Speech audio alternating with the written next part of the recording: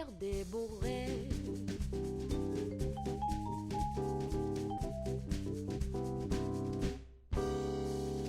Partout le soleil chante la chanson de l'été et les rayons s'infiltrent dans les cœurs, les bras renfermés comme toi verras quand tu fais un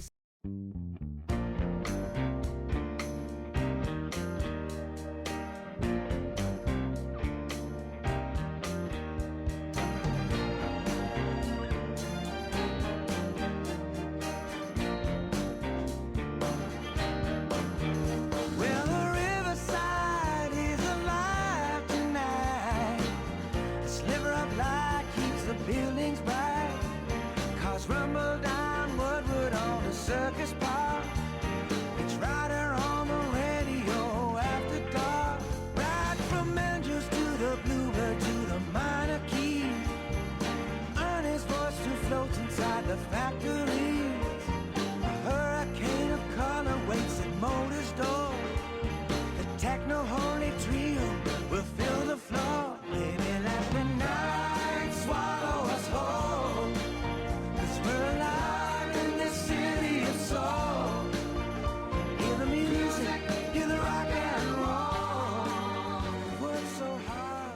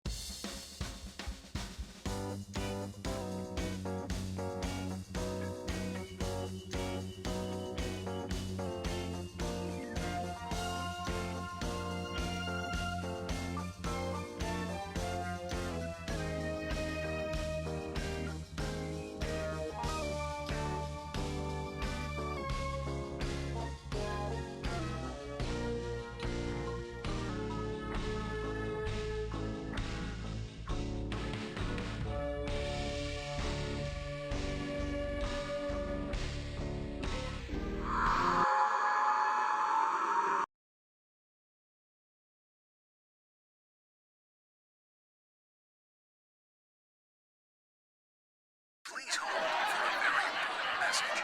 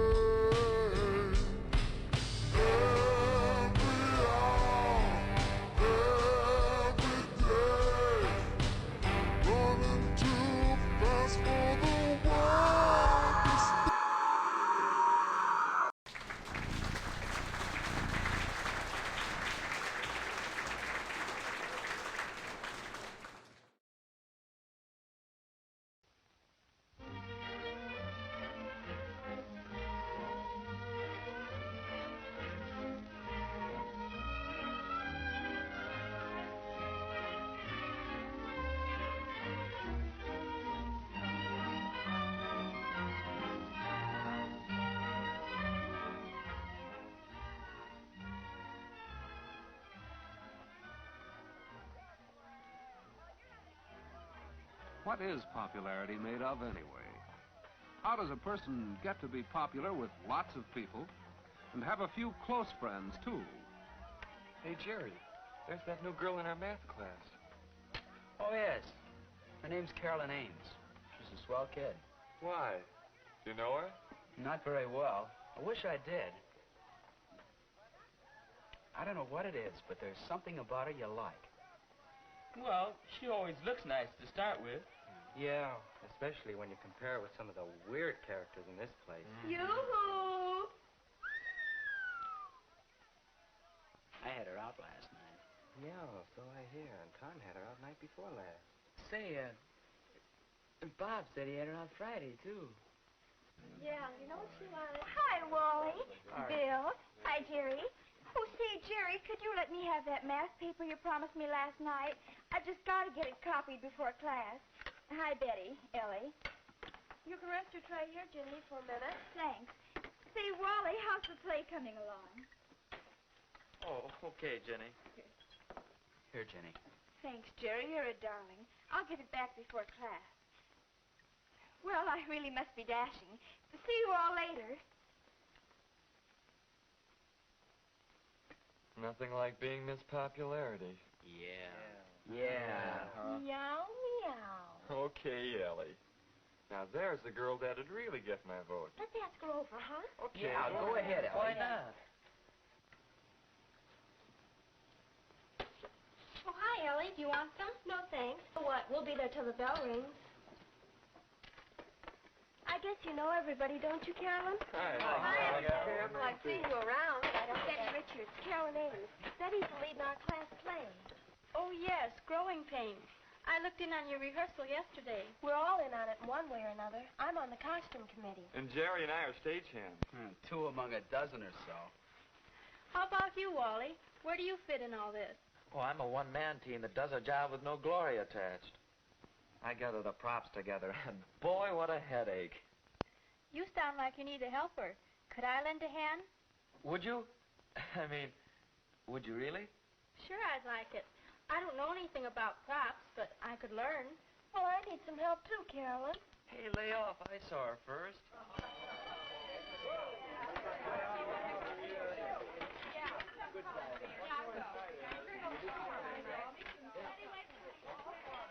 Say, we ought to get together and talk over those props a little. Could you meet me backstage at 3:15? Oh, that'd be fine, Wally. See you at rehearsal. I think maybe I'll take Carolyn to the dance Saturday night. Well, better go ahead and ask her. We could work out a double date. Saturday's soon enough.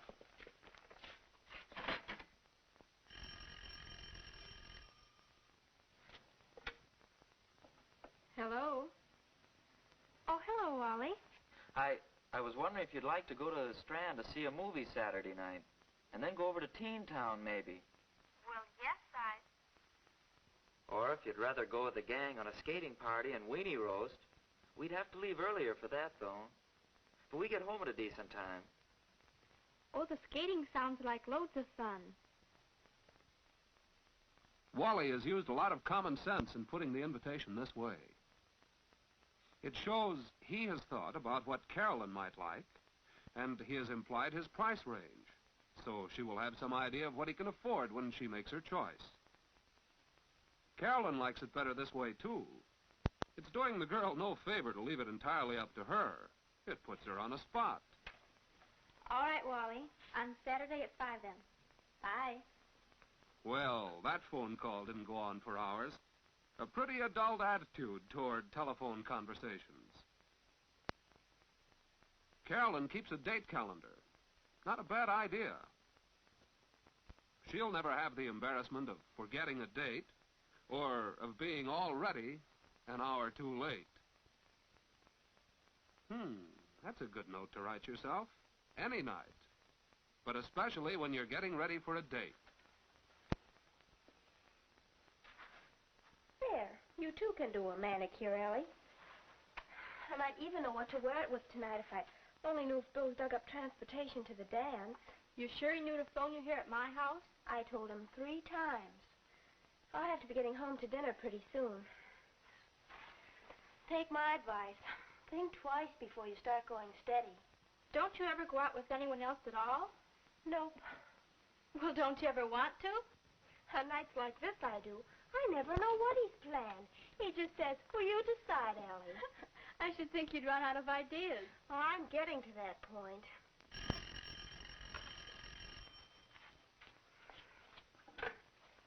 Hello? Oh, hello, Jerry. Oh, the props are coming along all right. That's good. Hey, Carolyn, how about a date? Well, I don't know, Jerry. When did you have in mind? Well, what are you doing tonight? I'm awfully sorry, but I have a date for tonight, Jerry. Tomorrow? No, I'm sorry. Well, call me early next week, Jerry. Okay, Carolyn. Thanks a lot just the same. Goodbye. Can you imagine that, Ellie? He wanted a date for tonight. Sounds like you're asking her so late went over like a lead balloon, brother. Maybe so. Well, let's see what else we can do about tonight. Doesn't look too promising, Jerry. After all, it's no compliment to any girl to call her so late she thinks she's a very last resort. And sometimes a girl likes a chance to get ready for a date. Hey, wait a minute. I didn't mean to scare you out entirely. Oh, anybody I'd want to take tonight would have a date by this time.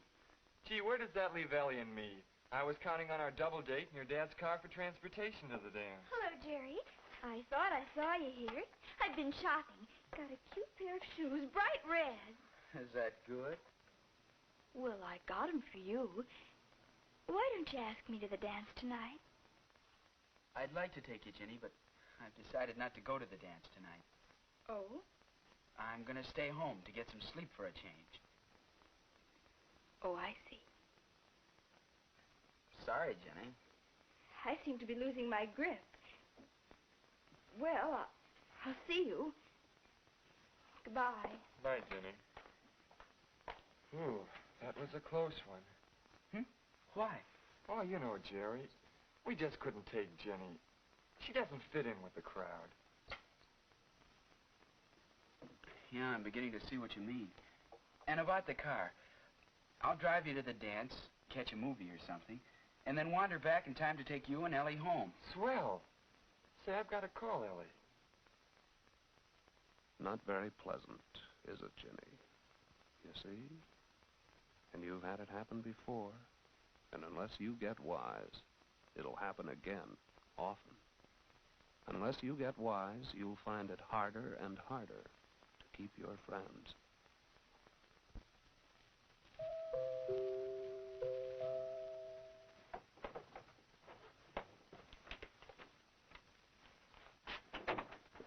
Hello, Wally. Come on in. Hello yourself. Gee, look at you all ready and right on time, too. That's a good deal. Thanks. Mother, are you busy? I'd like you to meet my father. Dad, this is Wally Johnson. Well, hello, Wally. How do you do, Mr. Ames? Here I am, darling. And I suppose this is Wally. That's right, Mrs. Ames. How do you do? Well, it's nice meeting you. Oh, excuse me a second. I forgot my scarf. I'll be right back. Don't let me interrupt your eating, Mr. Ames. Thanks, Wally. I was just looking into the world of events before we go to dinner. I tricked him into taking me out tonight. I understand you're having a little trouble with the props for the play. Oh, not too many now.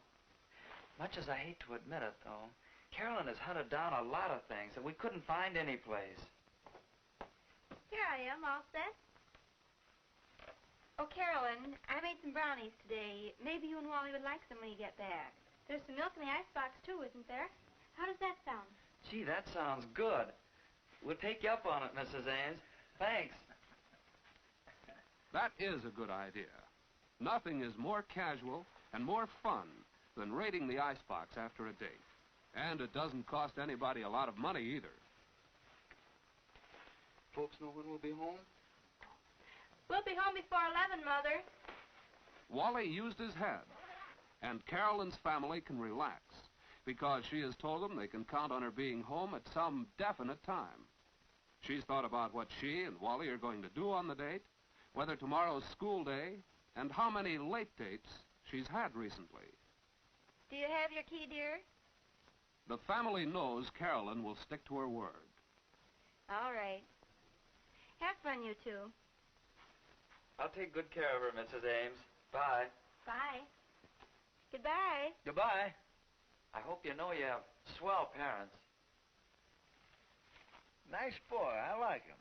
Yes, I do, too.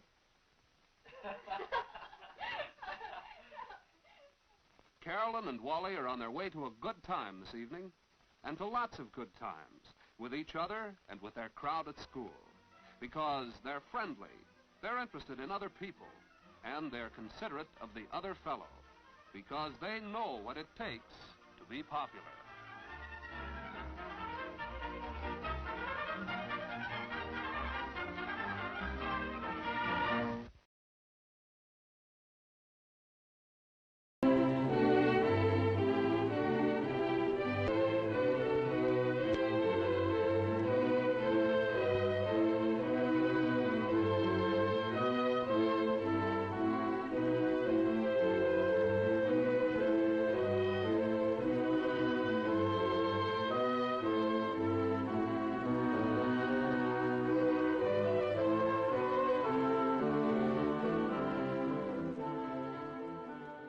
How did you get into this racket in the first place? My wife. This was Helen's hometown.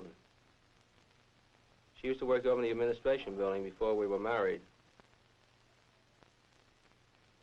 Then I opened a small radio repair shop downtown. Only it didn't pan out. Then she got her old job back. She used to work over in the administration building before we were married. Only it didn't pan out. Then she got her old job back, and I took this job. How about you? I guess I just needed a job, too.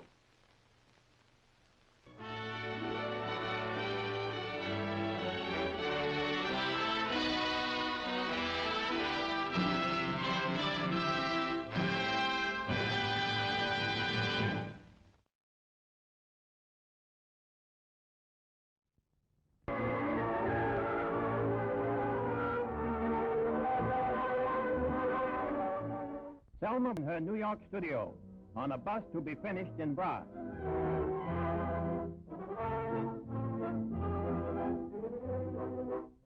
Her wood carving has won her additional fame. Miss Burke studied with leading teachers here and abroad. Her one-man show in New York won great acclaim. She's a native of North Carolina. She finds time also to do defense work. Her bust of President Roosevelt.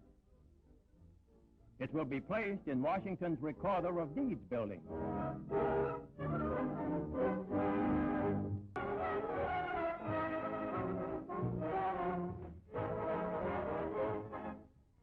Josiah Robertson, librarian of Richmond, Virginia, for 15 years, took up art as a hobby. Oil, charcoal, and clay modeling. He never took a lesson in his life. He calls this third dimension modeling. Here's the king of Haiti. He makes drawings for the library's children's room and illustrates juvenile books. A book given him by his mother when he was 6. It was his inspiration.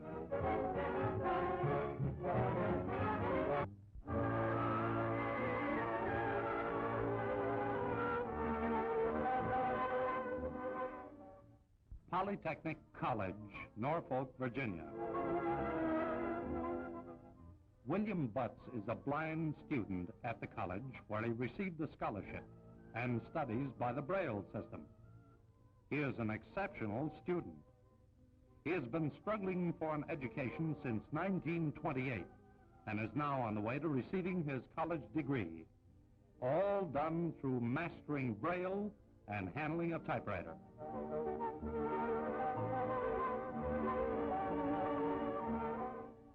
is a musician and composer. He's beaten his handicap and has mastered several instruments.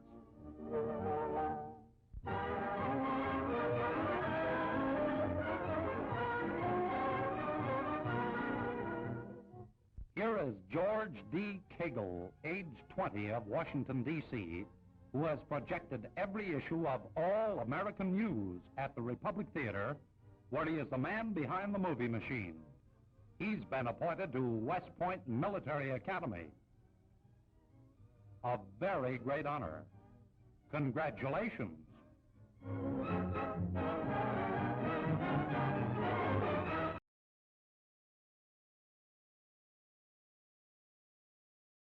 The Baron von Drace had made a great new discovery. Man could now travel faster and farther with much less effort on wheels, using only his own horses, no engines, no sails, just his own muscles. The Draisine, simple and crude though it was, had such a basic appeal that similar cycles were soon in use in many countries. A man walking could travel only 4 or 5 miles per hour with steady, continuous effort. On a Draisine, a man could go 5 or 6 miles per hour on level ground and could often rest while coasting downhill.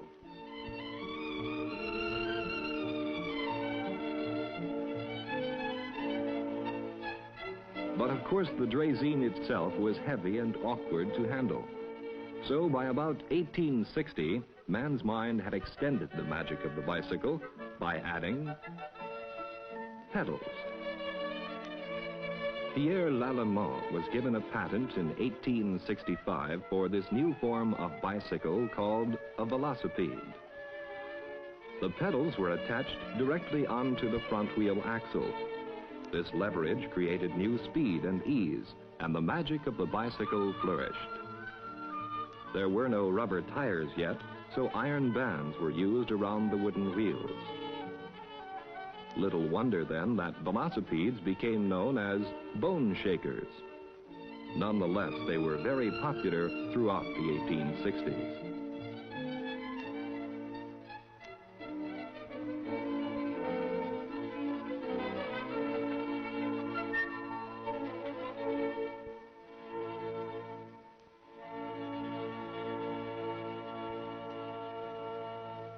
By 1870, however, the magic of bicycling took a new shape, that of the high wheeler. This new form was to become so universally accepted that it would soon become known as the ordinary, and it was one of the most popular bicycles of all time. There was a very specific and practical reason for the high wheeler's popularity: speed. Some very smart fellow had reasoned that on a velocipede, every time he turned the pedals one full revolution, his bicycle traveled forward exactly the circumference of the wheel to which the pedals were attached. So he then reasoned that to go forward faster, he simply needed to attach the pedals to a larger wheel. And he was right. When 6-day bike races began in Madison Square Garden in 1891, Plugger Bill Martin won the first one by covering 1,466 miles, or over 244 miles per day. What an accomplishment in sustained speed. Little wonder then that the magic of the bicycle captured the fancy of mankind. Here was an opportunity for speed and mobility for the individual person that could not be matched in any other way.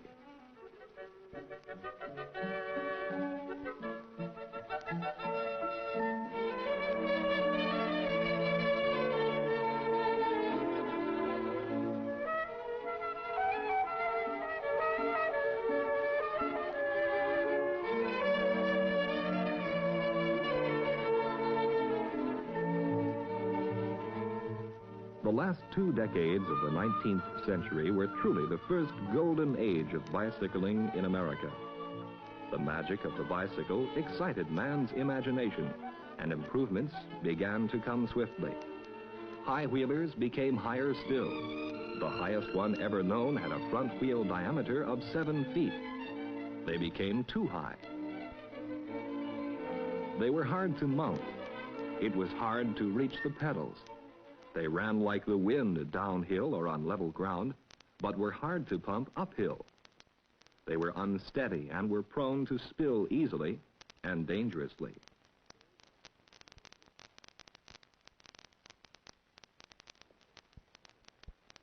So by 1866, another clever fellow, an Englishman named James K. Starley, had figured out a way to make the bicycle safer without sacrificing its newfound speed. He made the wheels smaller and more nearly the same diameter. He placed the cranks and pedals between the front and rear wheels on a frame and used a chain to drive the rear wheel. In doing this, Starley had created a revolutionary application of the age-old principle of gears. Rather than delivering the rider's muscle power directly from the pedal cranks to the front wheel axle, Starley's sprocket and chain drive delivered the muscle power to the rear wheel axle. What was the advantage in this? Watch. Because the front sprocket was large and the rear sprocket was small, one revolution of the pedals generated far more than one revolution of the rear wheel. Hence, speed with safety through the magic of the first bicycle sprocket and chain gear.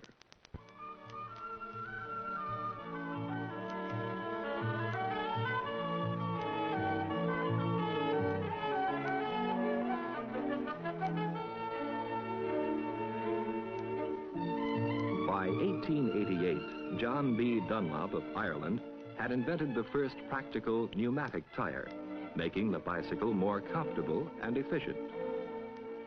The diamond frame safety, developed in the last decade of the 19th century, became enormously popular and created a bicycle industry in America alone of over 300 bicycle manufacturing plants.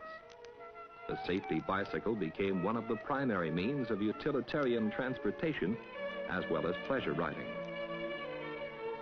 In the spring of 1933, a man named Frank Schwinn, whose company had been manufacturing bicycles since 1895, introduced the balloon tire bike, the forerunner of this kind of modern utility bicycle so familiar to us all.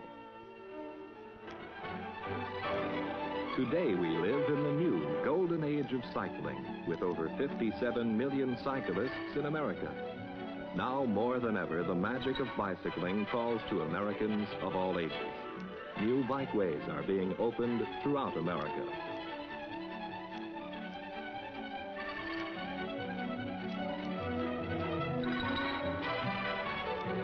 The bicycle is the partner in a youthful business, such as a newspaper route.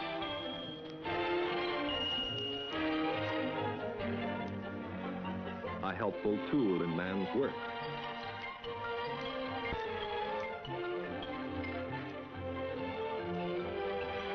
A vehicle for romance and adventure.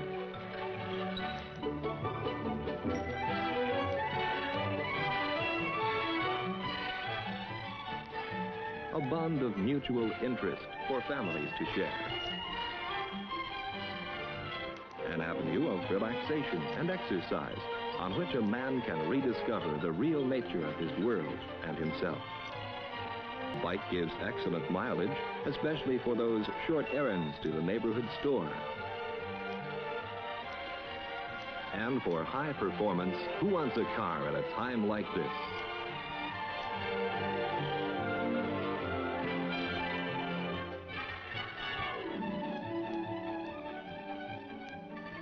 Or this, 40 or 50 miles an hour with nothing under you but 19 pounds of high-precision machinery on thin racing tires, pumped tight with 120 pounds of air.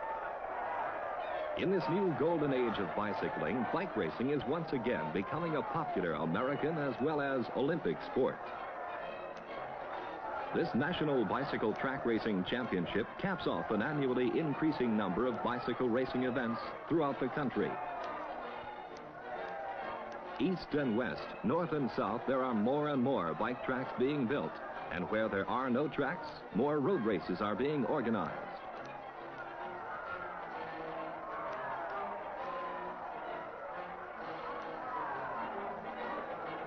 These races are promoted and encouraged by the Bicycle Institute of America and sanctioned and officiated by the Amateur Bicycle League of America.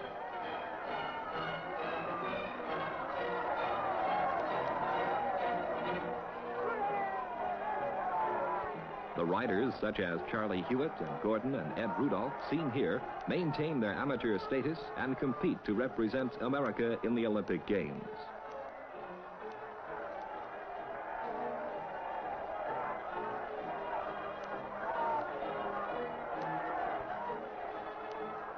This is Jackie Symes of Gloucester, New Jersey, the 1964 American National Bike Racing Champion and a member of America's bike racing team for the Olympic Games in Tokyo. His own words, as quoted in a recent article of Sports Illustrated, best express the magic challenge of championship bike racing. It's like, boy, it's like an explosion of everything inside of you. You have your bike adjusted so that you're not riding it at all. You're running on the pedals. The tension is building and building there inside of you. Then someone makes his move, the snap, and there's a big wild blur. The tires are going zoom, and they... Hello, Mr. Warren. Why, hi, Billy. Say, where did you get those racing bikes? These aren't racing bikes, Dave. Well, they've got those funny-looking handlebars and high seats. Isn't that uncomfortable? No, not at all. In fact, they're a lot more comfortable, especially if you're going to ride for any length of time, because you have better weight distribution. Look. See, Mr. Warren? Dad's weight isn't all resting on the saddle. His shoulders and arms share in the load, and leaning forward cuts down wind resistance, too. Besides, you have better control of the bike with drop bars, and you can use your arms like shock absorbers to smooth out rough spots in the road. You can vary your hand positions for greatest comfort, or for an especially hard uphill climb, or high speed, or for greatest overall control. Well, that looks all right at that.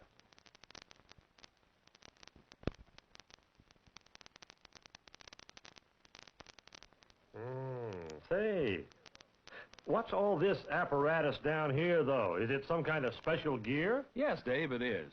It's called a derailleur, and it gives you 10 different speeds.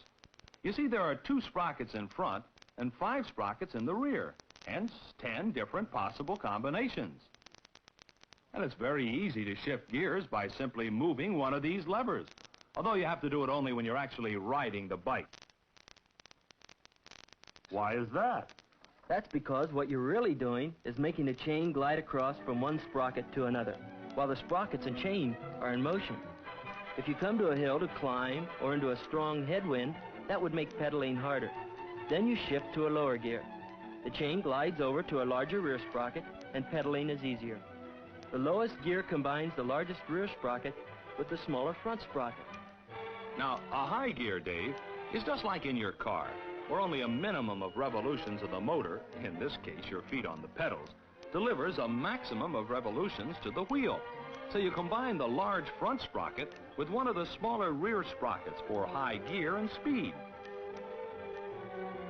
The idea really is to use the derailleur in such a way as to keep your pedaling rate a smooth, even, steady pace as the road conditions vary.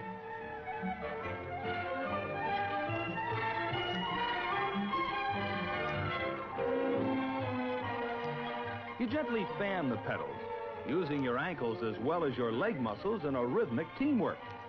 This way you can ride in ease and comfort for hours over all kinds of roads. You ought to try it, Dave. It's good exercise and a lot of fun. Yeah, it looks great at that.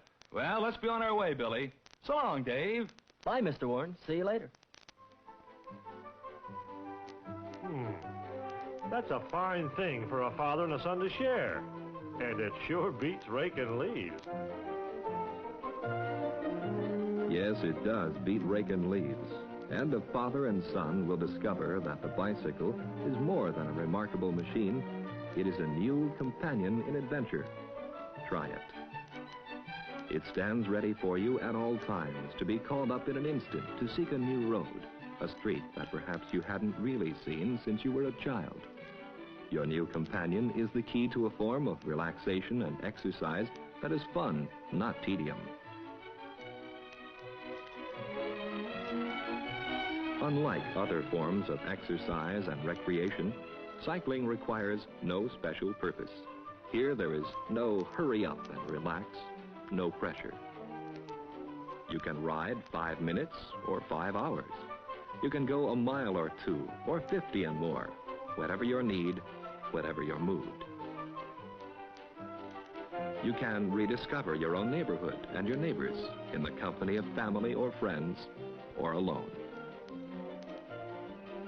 You can rediscover the countryside, follow a long-forgotten county road to the peace of a country stream or the rustling of a field of corn. If you choose, you can even join a hosteling group and regularly enjoy far-ranging tours to the great vistas of our land. Or you can enjoy the exciting contrasts of your own city with the hustle and bustle of its streets and the sheltering green of its parks.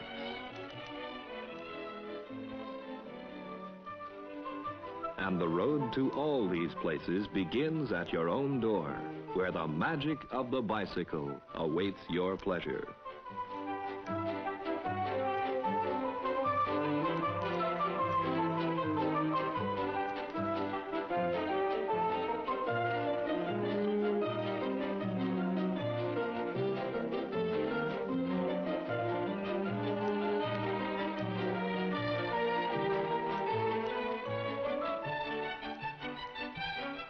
Pleasure cycling enjoys a long season, even in the more northerly areas. Here, just outside Boston, and late in November, the eminent heart specialist, Dr. Paul Dudley White, enjoys a bicycle ride with a friend, Dr. David A. Field. Dr. Field is Director of Physical Education, Health, and Recreational Studies at the University of Bridgeport, Connecticut.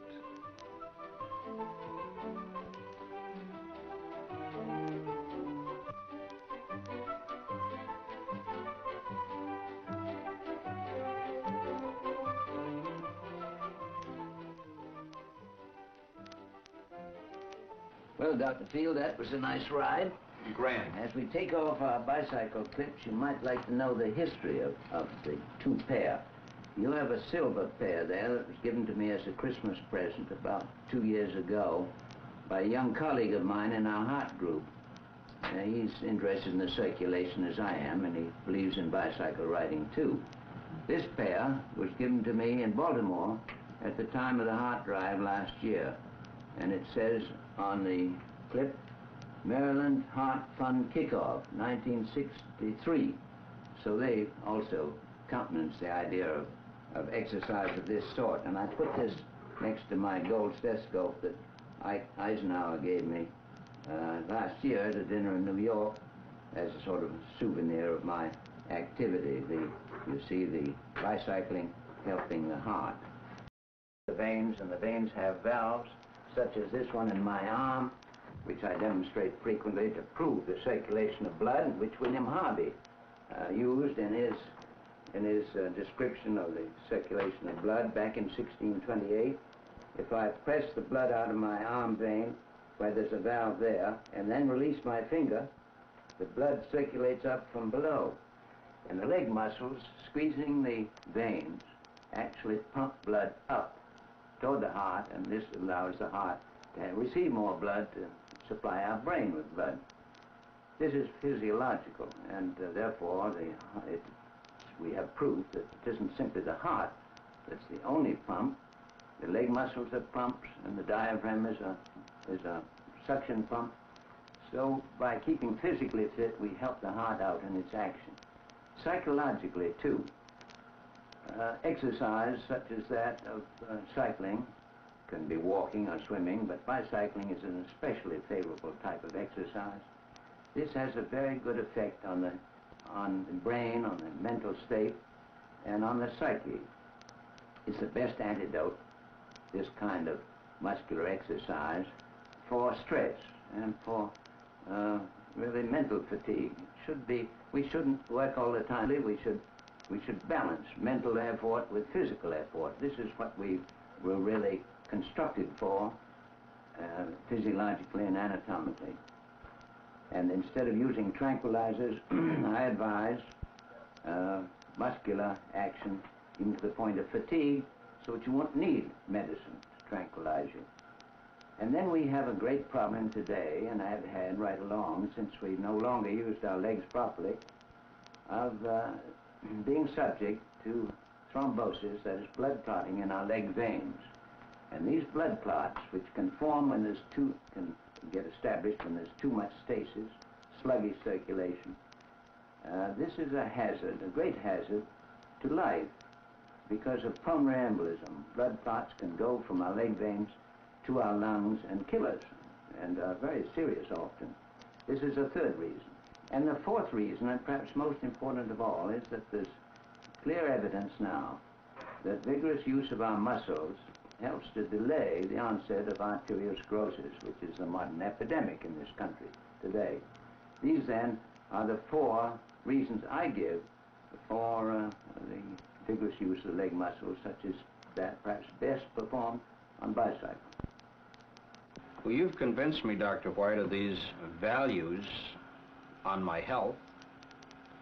But what about finding a time and a place for cycling?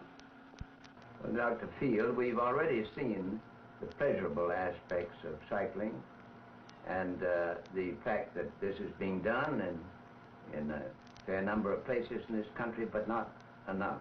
We must develop more and more facilities for safe cycling, train people to cycle even on the roads of today, but we also need paths to make the cycling more pleasurable as well as safer.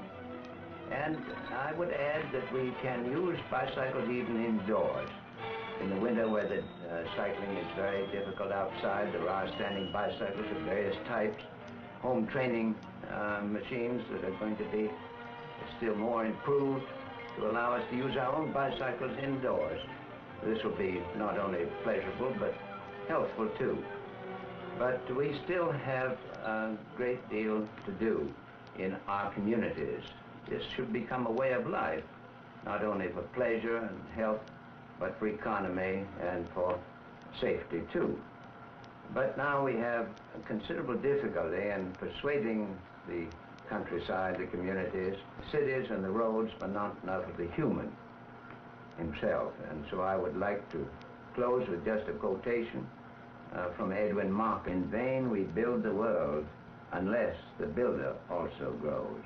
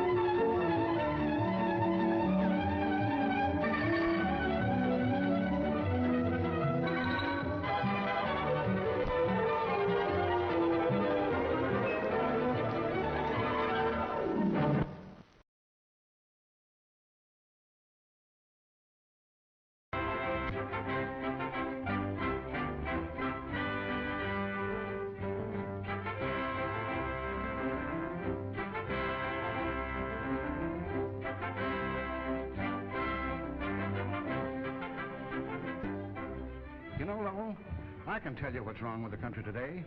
It's the machine age. Everywhere you look, it's machines, machines, machines. That's the trouble. The machines have got all the jobs. And there's only one solution. We've got to quit making machines, put padlocks on those we've got, and give the jobs back to the men. Now, wait a minute. Wait a minute, Ed. Oh, let me show you something over here. Have you ever been in this donut shop? No? I like donuts, Ed, but donuts don't like me. Well, Lowell, there's something here that gives a lot of people indigestion of a different kind. And I'll tell you what it is. It's a mechanical gadget that can make more donuts in 10 minutes than Mother could make in 10 days. Well, well, the old sinker has gone mechanical. Say, that machine's a honey, isn't it? Well, it certainly does everything. Except one thing, you still have to dunk 'em yourself. Oh, please, Lowell, I'm serious. That machine is only a sample of what's wrong with the country. What do you mean? Too many donuts? No, too many machines. Why, everywhere you look. Some machines doing the work that ought to be done by men. Everything's machine, machine, machine. The thing's got out of control. We've created a monster that's putting us all out of jobs. And I'll tell you, Lowell... All right, Ed, I'll be serious. As old Abe Martin used to say, it's amazing how a few facts will break up an argument. The trouble is, a lot of us don't get the whole picture. You know, I wish you had been with me in the workshop of an old friend the other afternoon. He's retired now, living on a pension from the company that used to employ him as a foreman in its machine shops. But he still putters around, just because he loves machines. His son came in, accompanied by a friend with a point of view just like yours. Dad, Ted here wants us to go back to the good old days. He's got it all figured out that machines are ruining the country. Carl warned me that you'd give me an argument on that, Mr. Ryan. Of course, I don't mean we don't need some machinery, but just look at us today. Everything we use is made by somebody pushing a button. Why, if a machine run by one man can do 12 men's work, then that's 11 men's jobs gone. Now, that's just arithmetic, isn't it? Maybe. They say figures don't lie. And certainly in the last 30 years, we've been putting in millions of labor-saving machines. So there must be tens of millions less jobs than in the old days. Sure. Why, there just aren't any jobs compared with, well, say, 50 or 60 years back.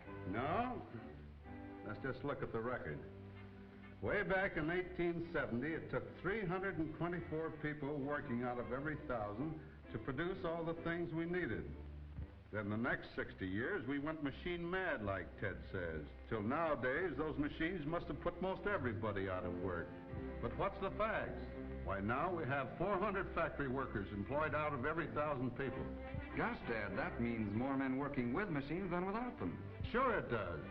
But some folks still think that machines destroy jobs. Now, I've been doing a lot of reading on that question. You see, since machines came in, we don't work such long hours. We all get time to do a little more reading. The fact is that machines increase the supply of things we need and give us the time to use them. For every job they take away, they make at least one new job and maybe more. New jobs and better jobs. And don't forget, it takes men to make the machines, to produce the increased amount of raw materials needed, and to sell, transport, and handle the increased volume of product. Now, I remember back in my old hometown, we had 2 blacksmiths, busy most of the time fixing wagons, shoeing horses and such. Blacksmith worked 14 hours a day and made a living if he was renowned as an employer of labor. The horse and buggy business kept about 11 men working in our town, what with the 2 blacksmiths, 2 livery stables, and the feed store. So those 11 men never dreamed they'd have their jobs shot out from under them by this goofy-looking contraption. They said the horseless carriage business was just a fad, couldn't last. The darn thing would blow up. Cost too much anyhow. But today, that town's got 6 filling stations, 2 repair shops, and an accessory store with steady jobs for 37 men, where 11 used to live off the horse and buggy. A lot more people in that town are working for the electric light company, where there wasn't this in the good old days. And there's a dozen stores on Main Street giving work to 100 more people in place of the 2 people who used to work in the old general store. Why? Because the machines have made all kinds of new things that people need, and made so many of them that the price can be brought down where everybody can buy those things. Same with the automobile. How many cars were sold when they were mostly handmade? Wasn't much of an industry in those days because a man had to be wealthy to buy one. Today, machine production has provided some kind of a car for almost every family in America. There are over 20 million passenger cars on the roads today. Yeah, but how about the wagon drivers, the blacksmiths, and all those folks that lost their jobs because of the automobile? That's an honest question. Let's go inside where we can get the honest facts. Sit down, boy, and make yourself comfortable. Now, as I remember it, 1900 was the top year for the horse and buggy business. Let's see what the almanac says. Here we are. It shows that about 1 million people were working as drivers, wagon makers, stable hands, and so forth Now compare that 1 million jobs, and tough jobs they were too, with almost 3 million jobs made by the automobile. 3 times as many new jobs as the old jobs that were wiped out. Now let's look at some of the other job eater-uppers. In almost any office, you will find 2 machines that will certainly let one office worker do at least the work of 2 or 3 working by hand. Yeah, the typewriter and the adding machine must have tossed millions of office people out of jobs. In 1860, with no office machines, it took 4,369 clerks, bookkeepers, and so on for every million population. Now bring on your machines and watch those poor office workers get fired. Well, by Jiminy, 49,805 office workers instead of 4,000 or so per million population. Just 11 times as many as before they started doing their work by machine. But even with all the modern machinery we've got, we haven't begun to meet the demand for all the need. Surveys by big industries have proved that even in 1929, our biggest year, we only produced about half enough the things our people need to give them the living standards they are working toward. And this doesn't even count the new industries just being born today. In 1,000 laboratories, in big industries everywhere, men are working all the time to find ways to do things better and easier. Scientists and engineers are creating new jobs by perfecting new formulas and new machines. The chemists discovered how to spin a stream of liquid into a thread of rayon, and all of a sudden, right out of nowhere, we have an industry that created 109,000 jobs and $97 million in wages between 1913 and 1934. And that's just one example. In late years, we've seen 18 new industries, giving jobs to 10 million men and women. You know them yourself. Automobiles, electrical apparatus, gasoline, typewriters, mechanical refrigerators, and a lot of others. Instead of destroying jobs, machines have made more of them. And right here you have the answer to why you and I, both of us, average American working men, enjoy the highest living standards of any working men in the world. 14 million of us own our own homes. 4 out of 5 families own cars. Most of us have telephones, electric lights, and 1,000 other comforts of life, besides insurance policies and saving accounts. All this progress has come because the machine has given us mass production, so that everybody can enjoy the good things we produce. Why, we're sitting on top of the world, we Americans. And that's the story, Ed, from an old-timer who has been through the mill. You see, here in America, we have always worked on the idea that the best way to get ahead is to follow one simple rule. Multiply wealth, produce more of the world's goods, so that everybody can have a bigger share. Mass production. And that means more machines and bigger ones, bigger factories and more men on the payroll than we have ever seen before. That's what machines mean to America, Ed. More of the good things of life and more jobs for all of us.